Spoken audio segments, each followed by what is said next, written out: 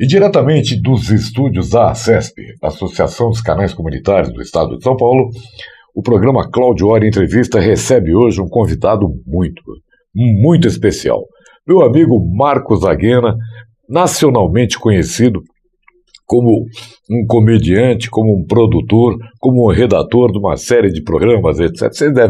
Vocês já devem ter visto o Marcos. Muito obrigado por estar aqui conosco, Marcos. Ô, Cláudio, muito obrigado aí pelo convite, né? Eu que fico, eu que me sinto orgulhoso de estar participando aí do seu programa. Muito obrigado aí a todos os nossos telespectadores. Me diga uma coisa, como é que foi o início da tua carreira? Puxa, o início não foi fácil não, viu, Uri? Né? A gente tem que batalhar muito, aliás, quem trabalha com artes aqui no Brasil, até hoje, né? Até hoje batalha muito para a gente poder se sustentar, até mesmo sobreviver em função da arte aqui no Brasil. E comigo não foi diferente. Eu tive sorte, né, de ser um dos escolhidos naquela época, isso foi em 1989. Eu mandei uma fita cassete, muita gente ainda não sabe o que é isso, hein? Fita cassete. Aquele né? sonzinho horrível. Eu mandei para a TV Manchete, que eles estavam procurando um dublador para o programa do Agildo Ribeiro. E entre 120 fitas que foram mandadas para lá, eu fui um dos escolhidos, né? Então tive esse prazer de estar trabalhando ao lado de um grande humorista, um grande profissional que foi o Agildo Ribeiro, que é Agildo Ribeiro, né? Que nem está vivo, não morreu, que é Agildo Ribeiro. E foi lá que eu comecei mesmo o meu pontapé inicial na carreira artística, na TV. E o Pânico? O Pânico, ele surgiu com o tempo, né? Quando comecei na TV Manchete, eu comecei também na Rádio Guarujá, em Santos, né? Depois eu passei por várias emissoras de rádio, de televisão.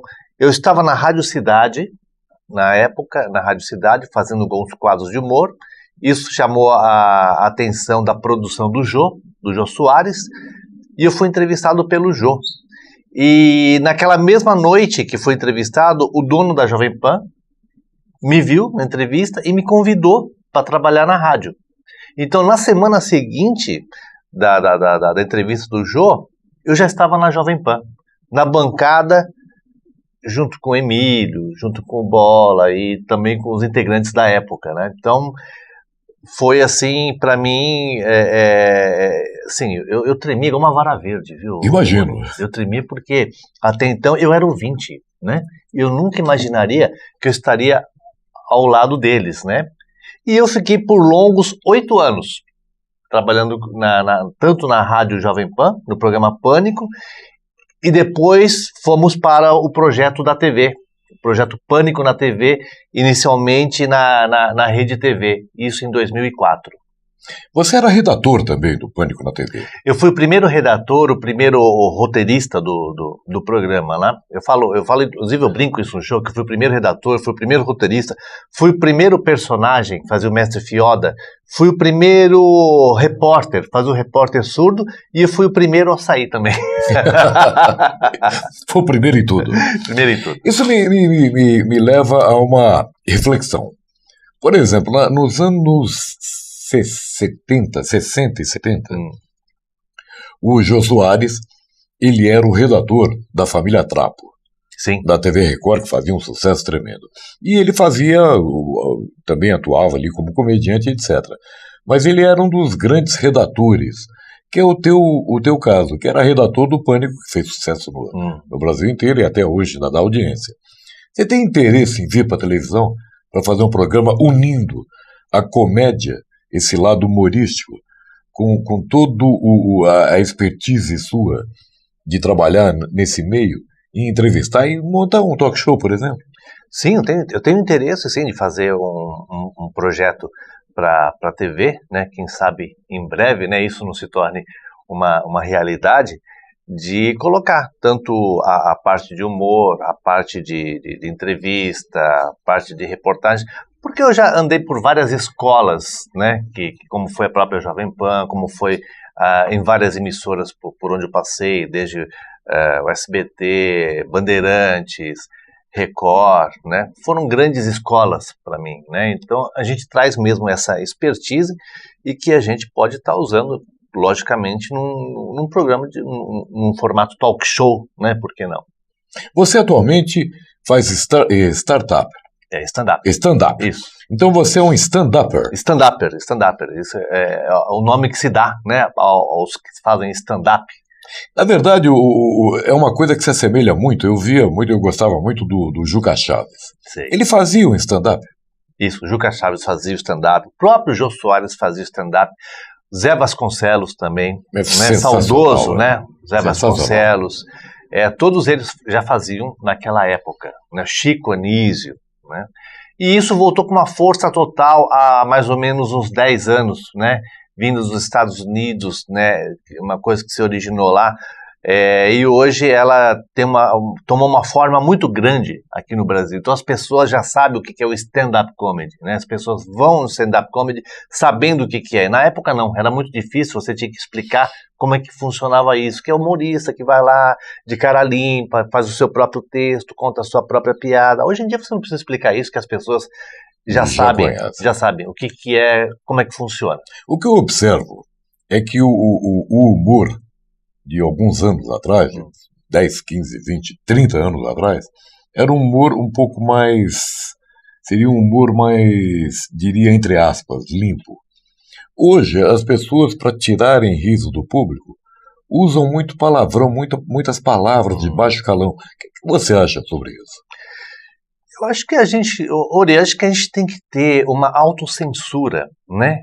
Principalmente quando você for fazer, isso eu falo em espetáculos ao vivo que está lá com a plateia, né? Você tem que saber se tem crianças, né? Então você tem que ter, primeiro de tudo, você tem que ter respeito com a família que está lá. Tem crianças? Então tá, então você vai evitar. Às vezes não, às vezes você não consegue evitar, mas se você conseguir minimizar isso, né? Adaptar o seu show, você tem que ter esse senso, você tem que ter essa noção, isso para um espetáculo ao vivo. Agora, na questão de programas que incluem palavrões, baixo nível, outras formas de você conseguir audiência, tudo isso é questionável, Se o diretor do programa, ele quer um programa que tem audiência, né, ele acaba colocando mulheres com fio dental, né, piadas um pouco mais rasteiras, né? Depende muito do público que você quer atingir, né? Nesses programas, nesses espetáculos que você apresenta, qual é a faixa de público? Se você fizer uma pirâmide social, tá, certo? O grosso, a grande massa dos teus espectadores estão em que faixa? Isso varia muito, né? Porque às vezes eu sou contratado por uma empresa para fazer um show corporativo, então é nível gerência, nível diretoria. Semana passada eu fiz um show em Cotia, no shopping popular, né? Então o shopping ele abria as portas para o público assistir o show de graça, né? Uma forma de fazer essa promoção, né? Então ninguém pagava nada, então lá você vê um público mais popular, né? Inclusive com crianças e tal, né? Então assim, hoje em dia, os profissionais, eu entendo que você tem que atingir desde a camada mais popular até a camada mais elitizada. Então, o tipo de show que eu faço, eu observo, eu leio o público que tá me assistindo e eu faço a linguagem, eu adapto com a linguagem do público que está lá me assistindo, né? Então eu trago isso para as pessoas que estão me assistindo. Você tem que ter uma agilidade mental, uma rapidez muito dinâmica, né? Eu acho que sim, independente do público, você tem que ter uma agilidade, né? Isso que a rádio proporciona, né? A rádio ela proporciona, ela te dá essa musculatura, né? Esse improviso, essa escola do improviso, a rádio que te oferece, né? Já aconteceu, por exemplo, de você contar um causo ou uma piada num show e tirar assim 1000 gargalhadas do público? No outro show, a mesma piada, todo mundo impassível. Cri, cri, cri, cri, cri, cri. Exato. Não é? Isso acontece. Como é que você faz uma situação dessa? De fato, isso acontece. Isso a gente acaba até tirando o próprio sarro, né? Falando que acho que essa piada não funcionou. Eu lembro que nos anos 80, mais ou menos, você brincava muito com a comunidade japonesa. Sim. Inclusive, elementos, pessoas da comunidade ficaram meio bravos com você. Conta isso pra gente. Você chegou também a trabalhar com o Paulo Miyagi no programa da Rádio Nikkei. Um abraço aí pro Paulo, né, que foi um dos grandes incentivadores, né, por estar hoje trabalhando aí na mídia, né. Foi um dos primeiros trabalhos que eu fiz como repórter também da Rádio Nikkei, né? Então, e na época eu também apresentava o programa e a gente fazia alguns personagens, né? Tinha um personagem que era o Tanaka. O que é o Tanaka? O Tanaka, ele falava desse jeito, né? Falava porque ele era agricultor, ou trabalhava na roça, no cinturão verde, Mogi das Cruzes, então falava com sotaque. Muita gente não entendia, achava que eu estava tirando sarro da própria colônia. Não, né? Eu acho isso uma homenagem, porque o meu avô falava assim. Você estava retratando a colônia. Né? Simplesmente era uma homenagem. Até hoje eu faço. Eu tenho um personagem chamado Kazuharo, né? E ele tem esse sotaque, né? E ele é um professor de autoajuda, né? Ele faz algumas coisas de autoconhecimento, né? E na época, muita gente não entendia da própria colônia. Por que um japonês acaba, né, tirando o próprio sarro, né, da gente, assim, né? Mas hoje em dia não. Hoje em dia eu percebo que existe um respeito, existe um carinho por trás de um nome que eu fiz. Acabei, né, fazendo um nome, né, depois de quase 30 anos de carreira já.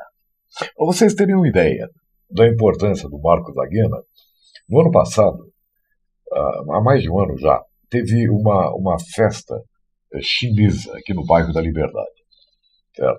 E eu consegui entrevistar uma chinesa, que era a coordenadora do evento. E o apresentador da festa chinesa, lembrando o Ano Novo Chinês, etc., lá meu amigo Marcos Aguena, eu fiquei feliz, inclusive, encontrá-lo lá no palco, apresentando uma festa chinesa. Xinyan Kuai-le. Xinyan Kuai-le. Feliz Ano Novo. A gente acaba aprendendo, né, alguma coisa da cultura chinesa, que é uma cultura rica também, né? Uma cultura assim, milenar, assim como a cultura japonesa. E foi um prazer muito grande ter recebido também esse convite. Então, desde a primeira edição da Festa do Ano Novo Chinês, eles contam comigo lá no palco, né? Todo ano eles me chamam para fazer a apresentação, né? A gente criou uma amizade, um vínculo muito forte. E eu sei que você vai apresentar também o Tosa Matsuri lá que na Água Branca. Hoje é uma das festas orientais mais importantes dentro do calendário do município de São Paulo e também, porque não, a nível Brasil, porque vão 40, 50 mil pessoas num só final de semana. Exato, lá. Inclusive a gente vai estar lá para levar até vocês tudo que aconteceu no Tosa Matsuri, que é da província de Kochi. Muito, muito bacana. Inclusive o organizador desse ano, o Shiokawa, amigo nosso, Takeda, Augusto Takeda. Grande Takeda, hein? Já estiveram conosco aqui na TV também. Então vai ser muito bacana. Uma coisa, eu gostaria agora, antes da gente continuar, só para deixar registrado aqui. Sim. Eventualmente, uma prefeitura ou um departamento cultural que nos assiste, das 44 cidades que nos assistam, que queira entrar em contato com você, Marcos, como faria? Eu vou deixar aqui o meu contato, tá? É japa@portaldojapa.com.br, tá? Então é só entrar em contato aí pelo meu e-mail, japa@portaldojapa.com.br, que eu teria o maior prazer de poder estar assessorando, de poder estar tirando dúvidas, dando sugestões de como podemos colocar um espetáculo, um evento, um show, um festival, enfim, aquilo que a prefeitura, aquilo que enfim, até mesmo uma iniciativa privada quer para fazer um show de humor, né? Você, como redator que foi de programas humorísticos, etc., quais são as fontes que você tem? Independente do governo, que o governo fornece fonte humorística. Eu falo que é uma concorrência desleal, né? Porque eles são muito mais engraçados que a gente, né? Uma piada pronta a cada dia, né? Exato. Como é que você vê essa situação em frangalhos do país? Isso pra gente é um prato cheio mesmo, né? Então, eles mesmos já dão as piadas pra gente, a gente só dá uma adaptada. É triste, mas ao mesmo tempo o humor acaba sendo uma válvula de escape, Rory. Então, se você pega o seu WhatsApp hoje, a maioria das coisas que você recebe é o quê? São piadas, é humor, né? Que é uma válvula de escape. Quanto mais desgraça, parece que mais humor tem, né? É a mesma experiência do nordestino. Você pode ver que a maioria dos humoristas nascem, né? São lá do Nordeste, que é um povo sofrido, um povo que, historicamente, né? E lá é um celeiro do humor. Né? Então, grandes comediantes nasceram, criaram lá naquela região. Nesses últimos 20 anos, quais foram os melhores personagens humorísticos que deram matéria para você redigir alguma situação humorística do governo? Quem foram os grandes protagonistas? O grande protagonista, com certeza, é o Lula, né? O Lula é um grande protagonista para textos de humor, principalmente para o meu espetáculo. Eu faço bastante. Tem uma parte que eu faço o próprio Lula, né? Que ele está frente a frente com o Moro. Meu caro Ori, eu quero dizer o seguinte para você, meu companheiro. Eu tive recentemente com o Moro e ele me fez a seguinte pergunta, ele me desafiou daquela credibilidade na contabilidade do PT. Ele queria saber qual que era a diferença entre duplicata e fatura. Eu falei, Moro, essa é muito fácil, diferença entre duplicata e fatura. Fatura é quando você quebra o braço uma vez. Duplicata duas. A gente tira muito proveito, né, diante de situações como a gente está vivendo agora, né? Então a gente acaba fazendo piadas políticas, sociais, enfim, o que aparece a gente está fazendo. E você, como cidadão brasileiro, não como humorista, Sim. Qual nota você daria ou dará para o Temer? Para o Temer, -1. -1? -1. Infelizmente, tudo isso é decorrente de toda essa história que aconteceu ao longo desses anos aí. Hoje a gente está com essa triste realidade. Ontem, por exemplo, paguei R$30 a mais para encher o meu tanque. Eu não consegui encher meu tanque, viu? Deixei meu salário lá, mas enchi meu tanque de gasolina lá, né? E outras situações, né? Você vê, não só a questão da Previdência, mas acho que de uma forma geral, o Brasil, ela está na UTI, né? A nossa situação hoje política tá terrível, né?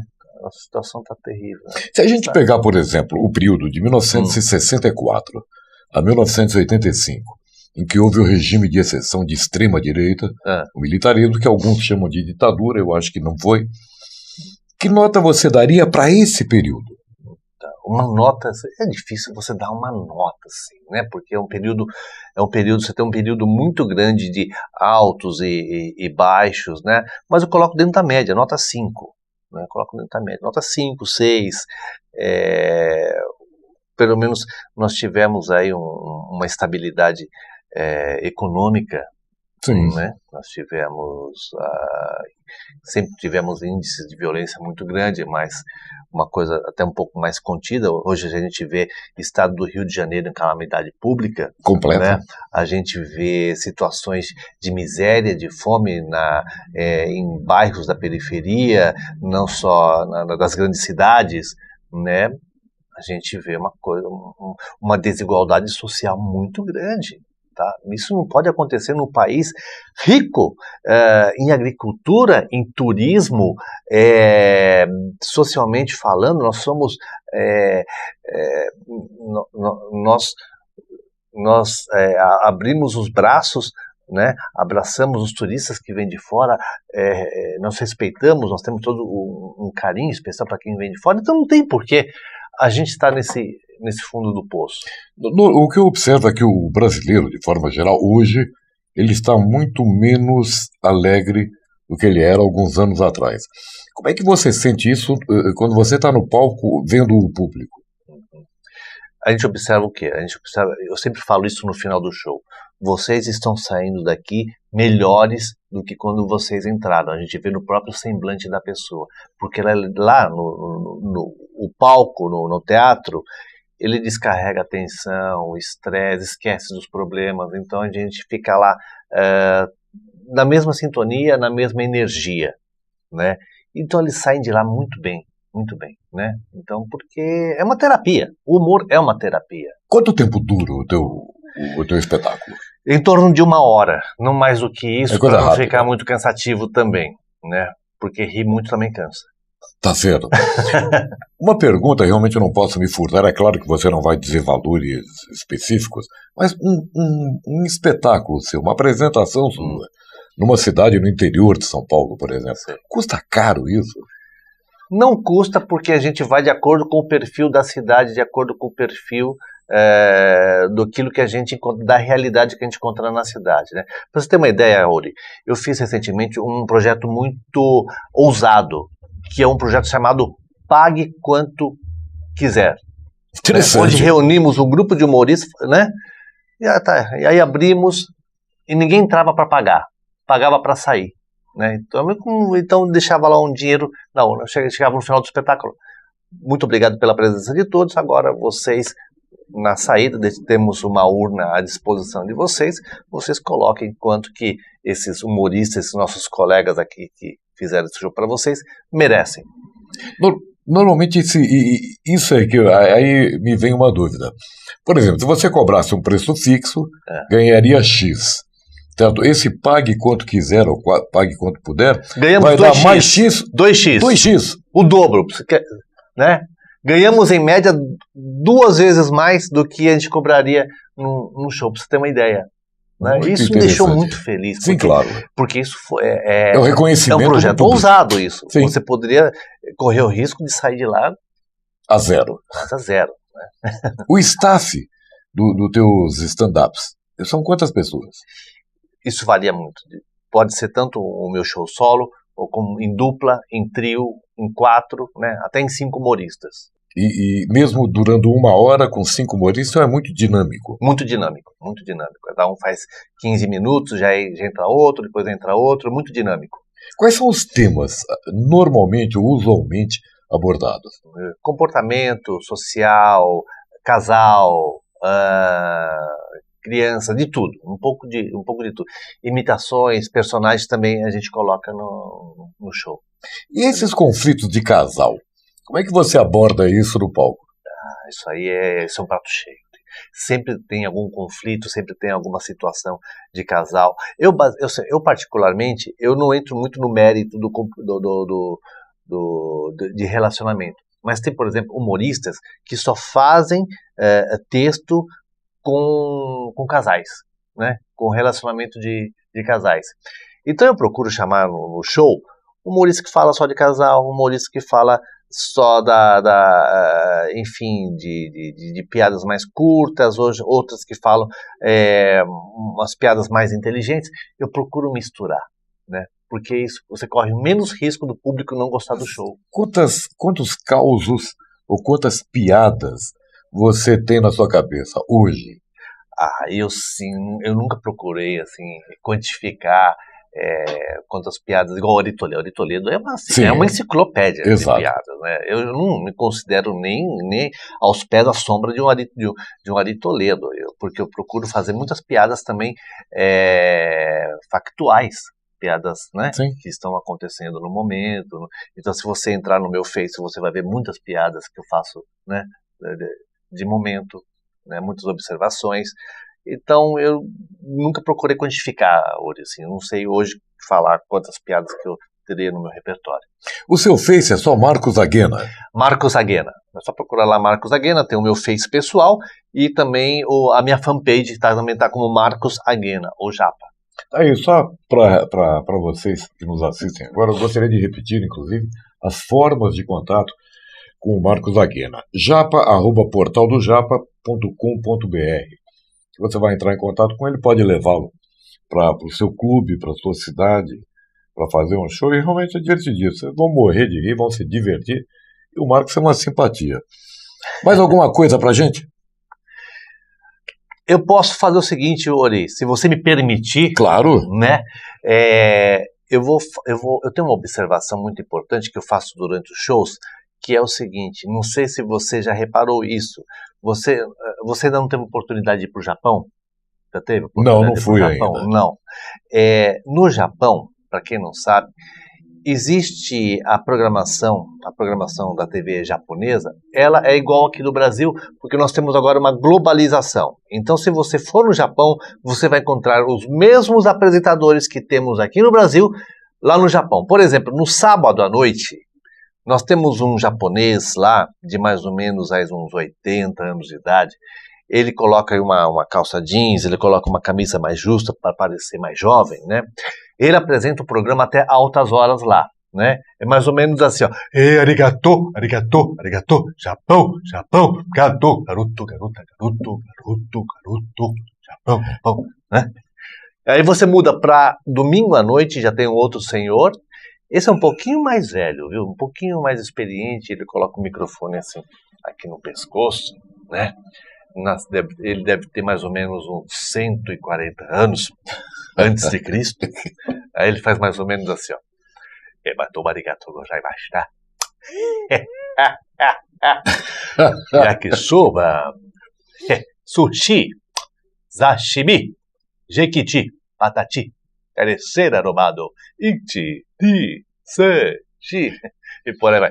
Essa é uma parte Só muda realmente a pessoa que faz, mas a essência em si é a mesma no Japão ou no Brasil. É a mesma coisa, não muda nada. Muito bacana, foi um prazer encontrá-lo aqui. Eu quero trazê-lo mais vezes aqui, só para a gente fazer um bate-papo um pouco diferente. Eu vou deixar o tempo todo do programa você contando causos para os nossos espectadores. Tá, se você permitir, eu posso trazer também aí alguns amigos. Será um prazer. Né? Será muito bom. A gente pode fazer um bate-bola, fazer um programa bem divertido, né? Só com piadas. A câmera toda sua para falar com o teu público.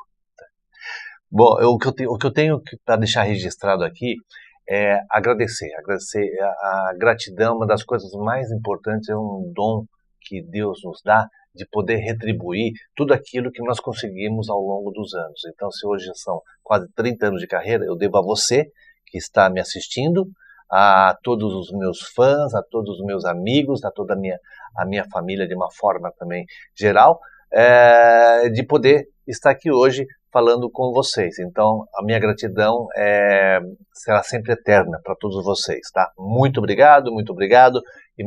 Obrigado, Claudio Ori, pela oportunidade de me conceder esse espaço aqui. Eu que agradeço a sua presença e vou cobrar você trazer, inclusive, a sua trupe aqui.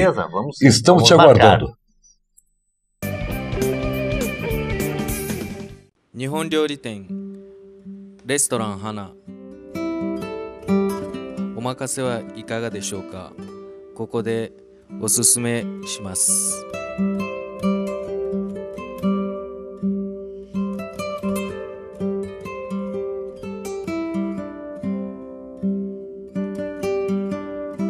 マスの塩焼き、生姜焼き、とんかつ、刺身と寿司のコンビネーション、もちろん他にもあります。日本料理店レストラン花モジダスクルーズの街に日本を持ってきました。カードももちろん OK です。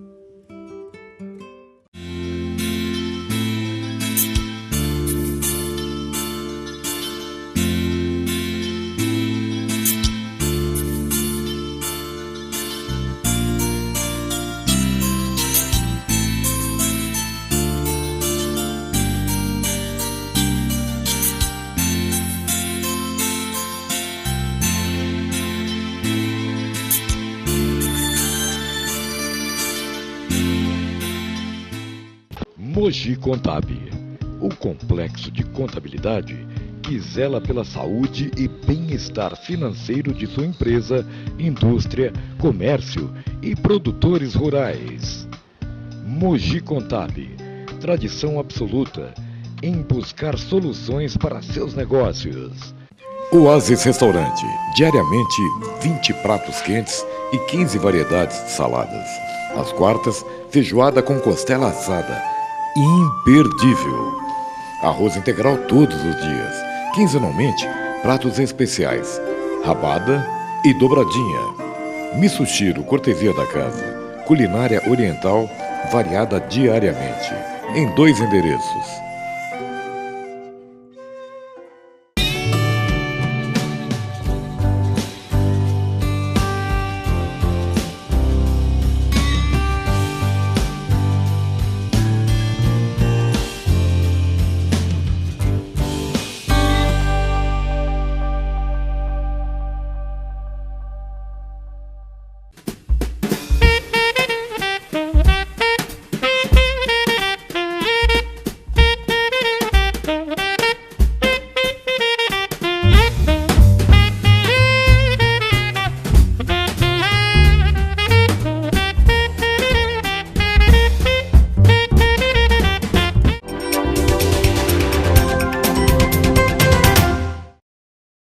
Sobre o tema indenização, hoje nós vamos falar sobre o ressarcimento do dano e o que entra para fazer a contabilidade do ressarcimento do dano.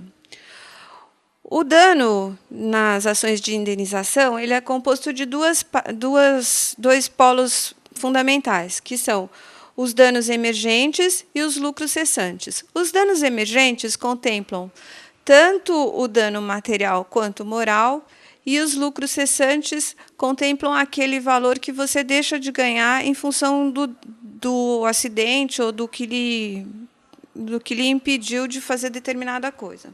Então, para facilitar, vou dar um exemplo clássico. Um motorista de táxi tem o carro dele, o veículo que ele usa para trabalhar, abalroado. Então, você vai ter várias situações. Por exemplo, a do dano material, que é o reparo do veículo.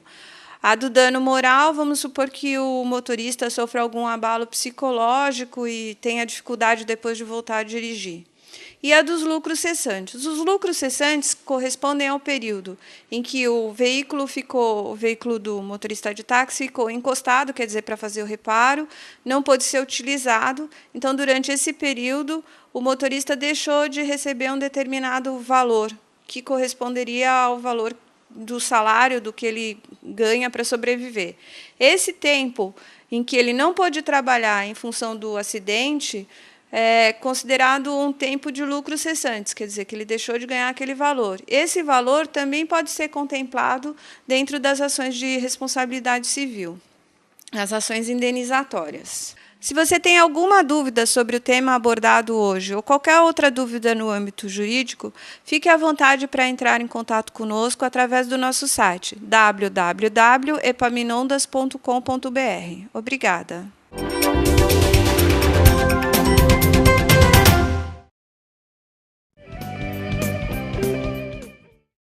E o programa Cláudio Hora Entrevista aqui nos estúdios da ACESP, Associação dos Canais Comunitários do Estado de São Paulo.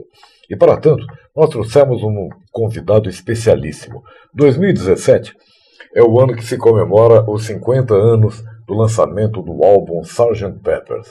Para tanto, nós trouxemos a maior autoridade em Beatles aqui no Brasil e uma das maiores autoridades no mundo. Meu amigo Marco Antônio Malagoli. Prazer em tê-lo aqui conosco no meu programa, Malagoli. Obrigado pelo convite. Obrigado. Agora se comemora os 50 anos do Sgt. Pepper. Passou rápido, não? Foi, você vê, parece que foi ontem, né? Eu lembro que quando eu ouvi o Sgt. Pepper pela primeira vez, ainda 50 anos atrás, foi pela rádio, né? Porque aqui no Brasil o disco demorava 5, 6 meses para sair. Demorava muito, e aí eu lembro que a minha mãe, para me acordar de manhã, 7 horas da manhã para ir para a escola, ela ligava o rádio. E ela ligou e estava na radiodifusora, e o cara falou, agora eu vou tocar o novo disco dos Beatles. Aí ele botou o Sgt. Pepper's, foi aí que eu não acordei mesmo, aí eu viajei na música, né, foi muito legal, e foi um choque muito grande, né, porque os Beatles vinham com aquelas músicas de iê, com 2 guitarras, baixo, bateria, uma coisa mais simples, embora os vocais fossem muito elaborados, os solos de guitarra, o instrumental fosse elaborado, mas era uma coisa mais pegajosa, uma coisa assim. De repente eles deram uma guinada de 180 graus e colocaram letras assim de músicas com temas diversos, sem ser o amor, sem ser quero segurar tua mão, ele ama ela ama ele não sei o que, eu tenho ciúmes, ela me deixou, eu fui embora. Então, fugiu do lugar comum.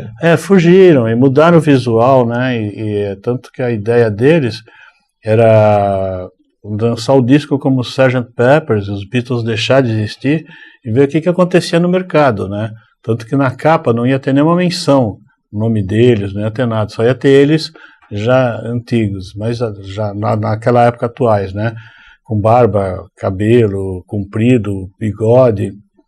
Mas aí eles acharam que não ia rolar muito, que o público ia descobrir, capaz de os fãs ficarem bravos com eles e tal, então resolveram fazer uma coisa mais legal e marcou, né? Ficou um ícone. Foi o primeiro disco na história do rock com capa dupla, com as letras no verso do disco, porque até então ninguém publicava a letra das músicas. Veio um encarte com o Sgt. Pepper's, um folheto de papelão, né? Com um desenho de um sargento, não sei o que e tal, e todo mundo achava que isso era ficção. Agora a gente descobriu que esse cara existiu mesmo, lá na Inglaterra, nos anos de 1800 e tal, né? E o Paul não lembrava disso, ele deve ter visto a foto do cara em algum lugar, o desenho, na verdade, ele achou legal e falou, põe isso no disco, puseram sem saber quem era o cara, né? Então tem muita coisa interessante, né? Esse disco, a capa dele, pelo fato de ter muita gente e tal, acabou sendo copiada, até hoje é copiada por N bandas, cantores, conjuntos, situações políticas, né? Às vezes o pessoal quer fazer uma crítica política, bota uma capa igual o Sgt. Pepper, cheio de político lá, não sei o que e tal. Então, é uma capa que marcou muito. E foi assim, como os críticos na época diziam, foi uma revolução no rock, né? O rock existe antes e depois do Sgt. Pepper's, né? Porque até então era mais assim, guitarra, baixo, bateria e um piano de vez em quando. De repente eles colocaram instrumentos a mais, cítara, instrumentos tocados ao contrário, efeitos especiais. O Moog, por exemplo, eles não existia naquela época, então eles tiveram que improvisar no estúdio os sons para parecer que algo como um Moog, que depois de 2 anos depois foi inventado.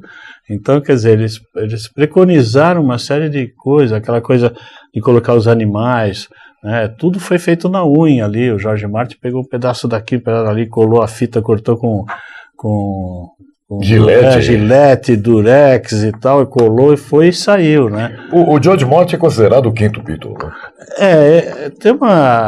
Existe uma discussão muito grande, ou até hoje, quem seria ele, ou seria o Brian Epstein, né?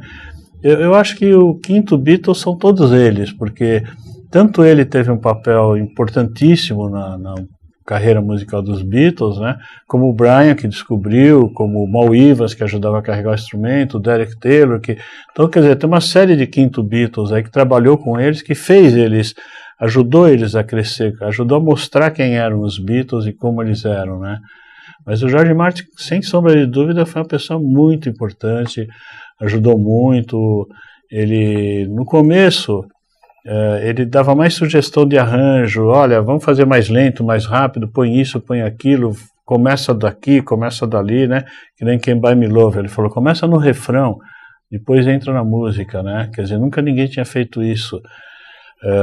Então ele sugeriu. Agora já a gente vê que do disco Revolver, Rubber Soul, Revolver e Sgt. Pepper's, ele já teve um trabalho mais elaborado, né? Ele já teve uma função maior dentro da banda, uma influência muito maior em cima deles, né? Porque o John era assim, ele falava, eu quero isso assim, e se vira. O George Martin ia lá descobrir o que era aquilo que ele queria, que instrumento que era, como que fazia, o tom, porque os instrumentos de sopro, por exemplo, eles têm tonalidades diferentes dos de corda, então tem que fazer o arranjo, tem que escrever a partitura, quer dizer, eles não sabiam fazer isso, né? Quem sabia, até esses dias eu estava assistindo o Liverpool Oratório, do Paul McCartney, que é uma obra maravilhosa que ele fez lá para Liverpool, e tocou ao vivo dentro da catedral. E o segundo DVD tem o Making Off, né? E mostra ele compondo junto com o maestro, com o Carl Davis, né?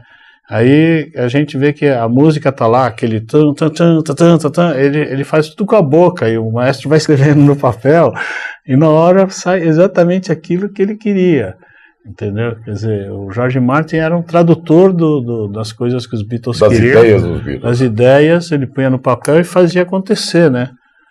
Então ele foi muito importante. Eu sei que você teve contato com todos os Beatles, sem exceção. Qual a tua impressão sobre cada um deles, inclusive sobre a Yoko Ono? Olha, cada um foi numa época, num lugar e numa circunstância diferente. Então, todos foram muito agradáveis, conversaram, me deram atenção, me deram autógrafos, tiramos fotos juntos, tudo. Então, bem tietagem mesmo. Né? Talvez se eu tivesse com os 4 juntos num lugar só, eu poderia dizer, olha, esse me deu mais atenção, ou esse fez aquilo, mas como foi cada um separado em épocas e lugares diferentes, então todos foram muito atenciosos. E a Yoko eu conheci a Cynthia, conheci o Sean, né, o filho do John com a Yoko.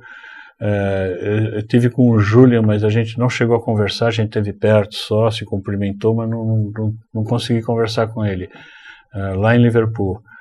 E tive com o Danny, com o filho de George Harrison, tive com várias pessoas ligadas, como o Derek Taylor, o Mal Evans, o Neil Aspinall, que era o diretor da Apple, né? Então, assim, eu conheci todo aquele círculo de amizade, o máximo possível de pessoas que eu pude, que depois foram morrendo, a gente acaba não tendo chance de conhecer, né? Mas os que eu consegui chegar, eu conversei, foram muito bacanas, muito amigáveis, muito legais, né? Aí, pra você ter uma ideia, uma vez a gente caminhou no Central Park, isso no dia que eu conheci o John, um dia antes de eu conhecer o John Lennon. Ela saía com o John todo dia de manhã para caminhar. Aí eu sabia, eu fiquei esperando. Quando eu fiquei esperando, ela saiu sozinha. Aí eu falei para ela, cadê o John, né? Hoje ele não vai sair, ele tá com sono, não sei o que e tal. Eu vou caminhar sozinha. Aí eu comecei a fazer pergunta para ela ficou parada conversando comigo. Ela falou assim, pô, eu quero caminhar, você não quer caminhar comigo? Eu falei, vamos. E nós caminhamos quase 2 horas pelo Central Park, fiquei caminhando com ela. E ela contou histórias dela, da vida dela, perguntou sobre o Brasil, perguntou como que eram as coisas aqui. Aí eu contei para ela as coisas da minha infância, dos Beatles, como eu conheci, como comecei a gostar, né? E aí inclusive ela falou assim para mim, todo mundo acha que eu sou culpada da separação dos Beatles, mas eu não sou. Quando eu cheguei lá, eles já estavam se desintegrando. Exato. Eu levei a culpa, né? E realmente a gente vê que ela não foi a culpada. Na verdade, não existe um culpado. Se você quisesse culpar alguém assim que foi a gota d'água, foi aquele que agora fugiu o nome, que quis ser empresário deles depois, no final, já lembro, já falo. Então, mas na verdade ninguém foi culpado, porque eles já estavam cada um seguindo o seu caminho, seus caminhos próprios. Né? E ela levou a fama da bruxa, da malvada, a ruindade, né? E na verdade não tem isso. Eu acho que ela foi muito injustiçada na história dos Beatles. Até hoje a gente vê, às vezes eu posto as coisas no Facebook, que ela fez uma exposição há pouco tempo aqui em São Paulo. Você esteve com ela? Não, ela não veio dessa vez. Ela só montou a exposição e fui visitar, tirei foto, coloquei. Aí o pessoal, essa japonesa que não sei o quê, ela acabou com os Beatles e tal. Então a gente vê que ainda tem esse ranço das pessoas e essa ideia da culpa da Yoko de ter acabado com os Beatles, né? Que é uma coisa que já está mais do que claro que isso não aconteceu, né? Existe alguma tentativa entre o Ringo Starr e o Paul McCartney de fazerem alguma coisa nos moldes da bitomania dos anos 60? Não, eu acho que até, assim, como eles já fizeram muita coisa em carreira solo, né? O trabalho deles nos discos solo fora dos Beatles já tomou uma cara, já tomou uma forma, né? E o trabalho do Ringo não tem muito a ver com o do Paul e vice-versa hoje em dia. Embora eles se reúnam periodicamente, né, e toquem juntos. Que nem o Ringo está para soltar um disco agora em setembro, tem 2 músicas que o Paul tocou e gravou com ele. Então eles estão sempre tocando no disco do outro, não sei o que e tal, mas essa coisa de voltar uma volta da bitomania foi até curioso, porque quando fez 50 anos do Ed Sullivan, em fevereiro de 2014, né, foi 50 anos que os Beatles tocaram no Ed Sullivan. I Want to Hold Your Hand. Tocaram também, lá. tocaram, que era o primeiro lugar das paradas. Exato. Aí eles levaram o Paul para o estúdio onde era de Sul, ele e o Ringo, para fazer um especial, uma entrevista, não sei o que e tal. Aí o cara começou a entrevistar eles, aí o Paul falou assim: eu não entendi até agora o sentido dessa comemoração de vocês, que fez 50 anos que a gente tocou. Qual a importância disso? Quer dizer, o Paul até hoje não caiu a ficha dele, né, da revolução que eles fizeram no mundo musical e no mundo todo como no geral, porque eles mexeram nos costumes, na vestimenta, no jeito de pentear cabelo, nas roupas, tudo que você imagina, a cultura, o modo de falar, introduziram gírias, né, no dia a dia das pessoas, que era aquela coisa mais sir, não sei o quê. Então eles, né, abriram a porta e escancararam tudo. Qual foi a primeira música, ou o primeiro contato que você teve com os Beatles? O primeiro era engraçado, porque eu com 4 anos de idade, minha tia comprou um piano para minha prima. E aí, quando eu vi o piano, eu corri, levantei a tampa, sentei e comecei a tocar. Eu nunca tinha visto um piano na minha vida. Aí ficou todo mundo: nossa, ele toca piano. E eu toco piano, né? Mas eu toquei assim, aquele meu jeito de criança, né? Nada assim, grandes maestros. E aí, a minha mãe e meu pai me colocaram na escola de música, que eu detestei, porque eu queria tocar, não queria ficar lendo notinha, não sei o que e tal. E eu ouvia música com meu pai, eu ouvia tudo quanto era tipo de música que ele tinha: Frank Sinatra, Big Band, Glenn Miller, Elisete Cardoso, Dorival Caymmi, tudo quanto era tipo de... Meu pai era muito eclético, ele ouvia tudo que ele tudo que aparecia de música boa nas paradas, ele ouvia. E a gente ouvia junto com ele, né? Domingo de manhã ele punha a vitrola lá no quintal, ligava as caixas estéreo, né? Então tinha aquele disco de banda, fazia tará, tará, tará, pá, pum, tam. Você olhava e falava: nossa, que lindo, olha um som aqui, a caixa ali, o bombo ali. Você fala: nossa, quer dizer, a gente nem imaginava que ia chegar nos níveis de hoje, de você ter um 5.1 e tal, né? Mas era fantástico um negócio desse, a gente tá presenciando, né, o surgimento disso. E eu ouvia muita música e eu sempre falava para meus pais, falta alguma coisa na minha vida. Eu não me conformava, eu procurava uma música que não achava em lugar nenhum, embora eu gostasse de muitas músicas, eu sempre curti muito e tal, eu sei muitas músicas dos anos 50, 60 e tal, sei a letra inteira, aquelas coisas. Aí um amigo do meu pai, que ele trabalhava com importação na Panambra, né, aqui em São Paulo, foi para a Inglaterra, e ele me conhecia, ele sabia que eu gostava de música, e o She Loves You estava em primeiro lugar nas paradas, aí ele comprou o disco e trouxe. Aí quando eu ouvi o disco a primeira vez, eu falei para meu pai: era isso que estava faltando na minha vida. Então isso foi quase meados para final de 63. E os Beatles só apareceram aqui no Brasil, de verdade, assim, nas paradas e tal, a partir de fevereiro de 64, que foi quando eles tocaram na Ed Sullivan e explodiram no mundo inteiro. Então, até então, a gente não tinha uma revista, um jornal, uma nota, nada. Então, aí começou a aparecer, né, as coisas dos Beatles só em 64, quer dizer, eu fiquei uns 6 meses no escuro, ouvindo, sem saber o que era aquilo, mas era uma coisa que me agradava. Aí eu comecei a guardar tudo que eu via, né, o jornal dava uma notinha desse tamanho, eu lá recortava o jornal, pum, guardava, saiu uma foto, eu, pum, guardava, né. Vamos falar um bocadinho do Revolution. Você foi o responsável pelo nascedouro, a criação do Revolution. Hoje é o maior fã-clube dos Beatles, do Brasil, certamente, da América do Sul. No Brasil, a gente é o único oficialmente reconhecido pelos Beatles. Eu não digo oficialmente reconhecido, não tem um contrato, uma carta. Tem uma carta assinada pelo Derek Taylor dizendo isso. Tá, mas os 4 Beatles, ele inclusive me agradecendo pelo trabalho de divulgação que eu fazia e faço dos Beatles aqui no Brasil e tudo mais. Então, assim, e ele falou para mim, ele falou: olha, os 4 te conhecem, gostam de você e apoiam o teu trabalho. Então isso para mim é uma garantia de que realmente a gente é reconhecido por eles, né? E a gente faz esse trabalho desde 79. Eu venho divulgando Beatles com revistas, jornaizinhos, hoje em dia internet, site, Facebook, YouTube, essas coisas todas aí, né? todas essas mídias sociais. A gente sempre que dá faz evento, eu faço muita exposição em shopping centers pelo Brasil. Isso é que eu acho interessante. É isso uma coisa que eu queria falar para vocês. Se você na tua cidade, que nos assiste agora, quiser fazer uma exposição dos Beatles, mas uma exposição bem feita, bem organizada, inclusive com música do conjunto, com músicas, a parte musical com músicas do Revolution, que é a banda do Malagoli, entre em contato com ele, muito interessante.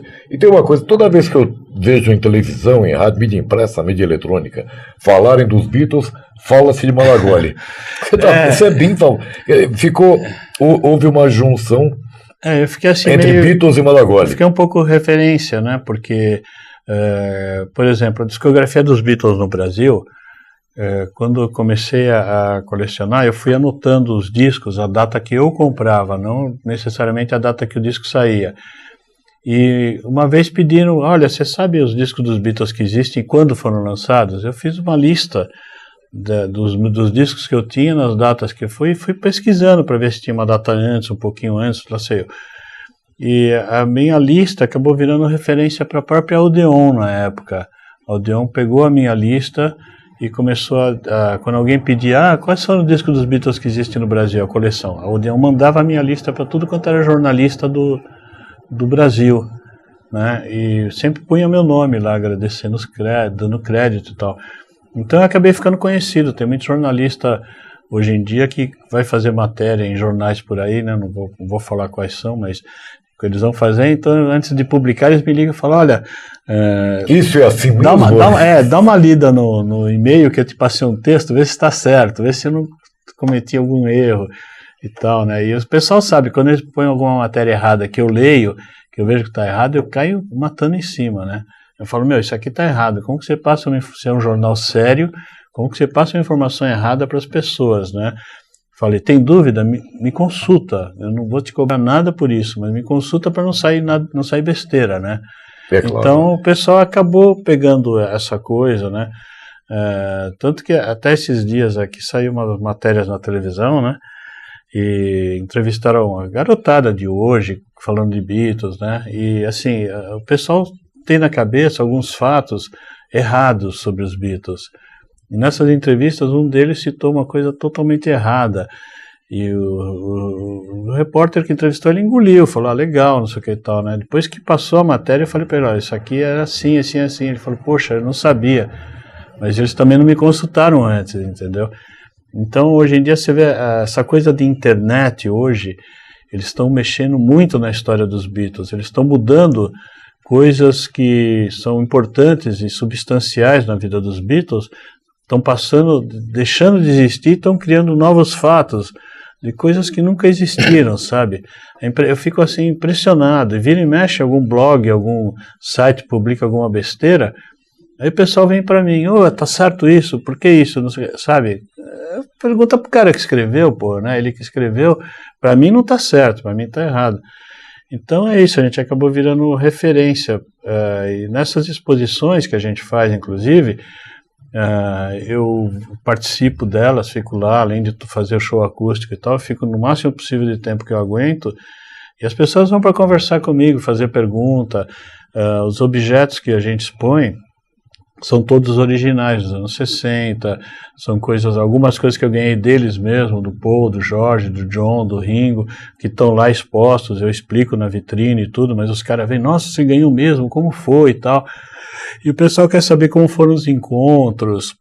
Então, assim, acaba ficando uma coisa gostosa, né? A minha esposa fala assim, eu não aguento mais ouvir você falar como você conheceu o John Lennon. Eu falei, mas eu ainda aguento. E toda vez que eu conto essa história, eu revivo a situação e o fato. Então, para mim, é como se eu estivesse voltando naquele fato de novo. Eu gostaria que você falasse mais do Revolution. Por exemplo, quem nos assista agora, ou a Secretaria de Turismo, de Cultura, de alguma cidade que nos assista, que queira ter você, o Revolution, inclusive fazendo uma exposição de Beatles, e também vocês tocando. A banda Revolution tocando, como é que faria para entrar em contato com você? Olha, a gente tem o nosso site, né, que acho que vai aparecer os caracteres lá embaixo do site, mas é beatlesrevolution.co.uk, tá? Tem o nosso telefone, que é o 11... O K é de United O K Kingdom. da Inglaterra, porque a gente estava com... Eu tenho um domínio BR também, mas ele estava sendo muito hackeado e estavam derrubando meu site uma vez por semana. Então o meu webmaster abriu na Inglaterra porque lá é mais difícil de ser hackeado.